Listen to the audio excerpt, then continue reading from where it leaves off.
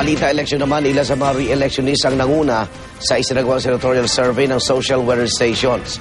Narito ang report. Kung nitong Enero sinagawa ang 2013 midterm elections, batay sa senatorial survey ng Social Weather Stations o SWS at Business World, mangunguna raw mga re-electionists na sina Senador Loren Legarda, Chis Escudero at Alan Peter Cayetano. Sumunod sa kanila sina San Juan Representative J.V. Ejercito, Senador Gringo Honasan at Senador Coco Pimentel. Pasok din sa survey sina dating Senador Mig Zubiri, dating Las Piñas Representative Cynthia Villar, Cagayan Representative Jack Endile at Senador Antonio Trillanes IV. At ang kukumpleto sa top 12 batay sa survey results, sina dating MTRCB Chairperson Grace Polia Manzares at Nancy Binay. Sa kabuuan, 7 kandidato ng koalisyon ng administrasyon ang pasok sa top 12. Pero kapansin-pansing wala sa kanila ang miyembro ng Partido Liberal. Sa kabila nito, ayon sa administration ticket, patunay raw ang resulta ng survey na kampante ang mga Pilipino sa kakayahan ng mga manok ng administrasyon na ituloy ang mga sinimulang reforma ng Pangulo.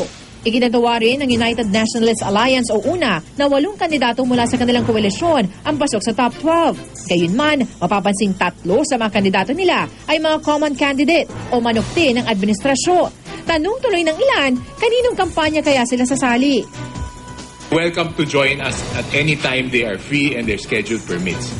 But we cannot impose anything on them. Nagharap naman sa COMELEC sina dating Pangulong Joseph Estrada at isang attorney Alicia Roses Vidal na pinadidisqualify si Estrada sa pagtakbo bilang mayor ng Maynila. Paniwala kasi ni Vidal kahit naibalik na sa dating Pangulo ang kanyang civil at political rights matapos mapardon sa kasong plunder, hindi raw kasama rito ang karapatan niyang kumandidato. This is filed para to enrich the jurisprudence on election cases.